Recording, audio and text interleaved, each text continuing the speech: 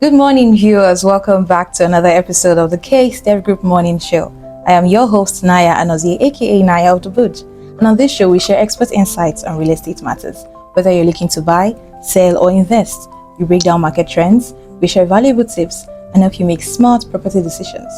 On the show with me today is an expert in the real estate industry, and he's going to be sharing with us some tips for growing families. Welcome, Mr. Ismail Ondachi. You're welcome to the show, sir. Thank you very much. Thank you for coming. Thank you. You look amazing. Thank you. All right. Thank you, viewers. Thank you. All right. Many families are eager to invest in real estate, but there are some mistakes that they make along the way. Now, I know that you're a growing family and you're also in the real estate industry. So what would you say are some mistakes that families should avoid, especially when they're trying to buy a property in Abuja? All right. There are a lot of mistakes a whole lot of family do, and I'll quickly address three. Number one, a starting family. Let's say maybe a father, a mother, and one child, and let's assume they are civil servants. They always try to ignore location quality. Maybe you looking at Abuja, or let's say FCT.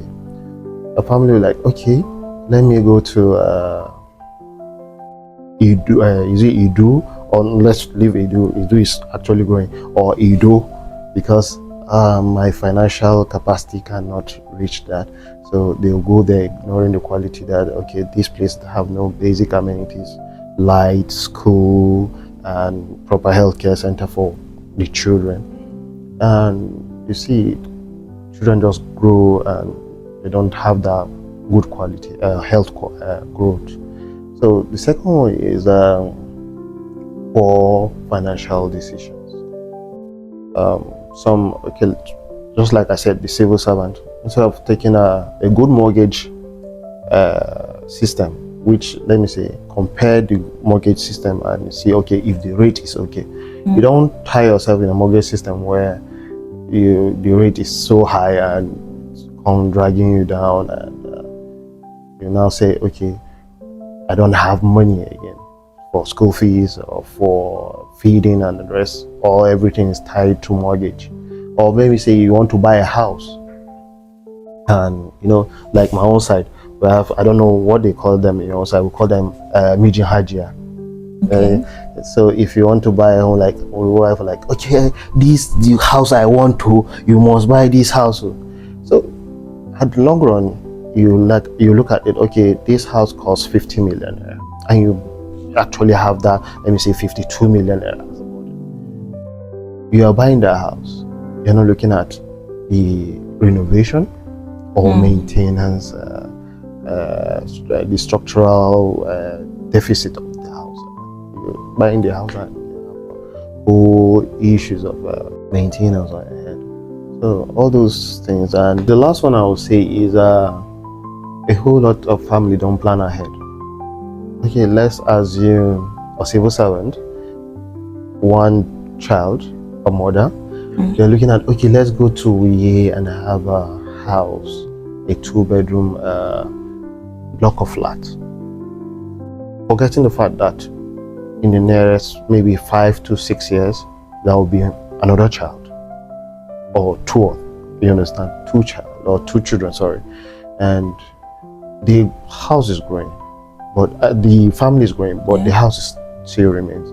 So if you're investing, they fail to invest in real estate where there will be potential expansion. Right. You understand? So they just stick to that, and you have a whole big family in a small space. Yes. So that is, let me say, most of the problems. Okay. So I'm hearing that financial planning is very important.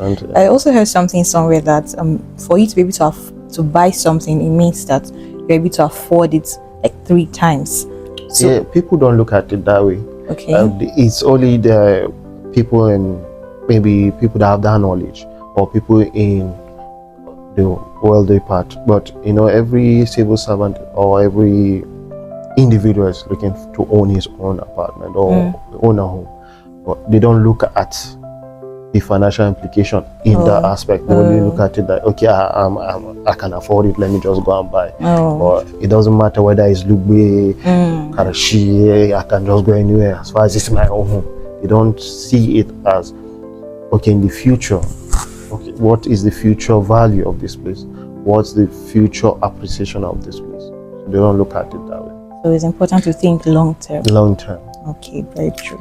Thank you, sir. So raising a family comes with a lot of financial planning, and real estate is a game changer, right? Real estate is something that once you get into, it takes time, but once you start to excel in real estate, it opens or it broadens your horizon.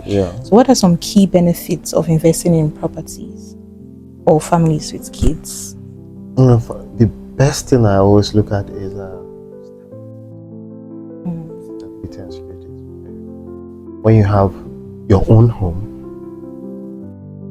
you can grow it the way you want. You see that, especially when you have a permanent space, kids grow well. They don't have issues. Another thing is better living conditions for children. You have a permanent, your own personal home. It gives a better growing environment for children, better healthy growing environment for children. Because they feel free, they feel, you know, they are free to go. You yourself, you have things to do yourself.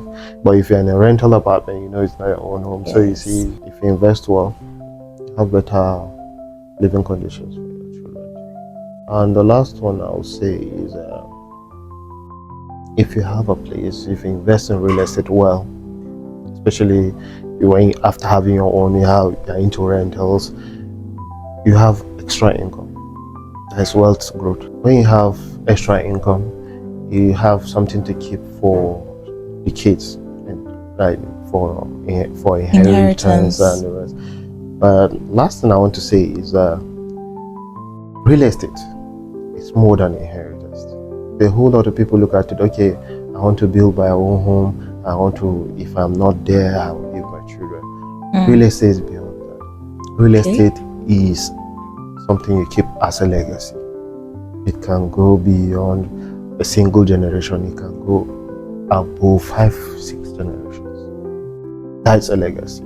It's no more inheritance. Inheritance go maximum of two generations, but legacy goes beyond. We have people that have died for, let me say, since 1900s, but you still have their property still available.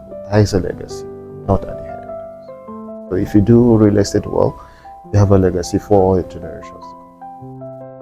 Well, thank you so much, sir, for that very powerful insight. You heard from him.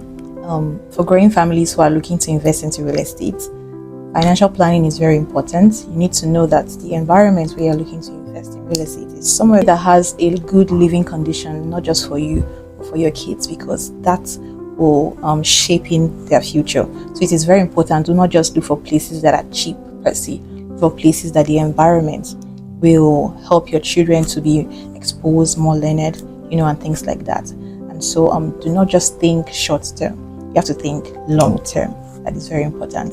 Thank you so much, viewers, for staying with us on another episode of the Steph Group Morning Show.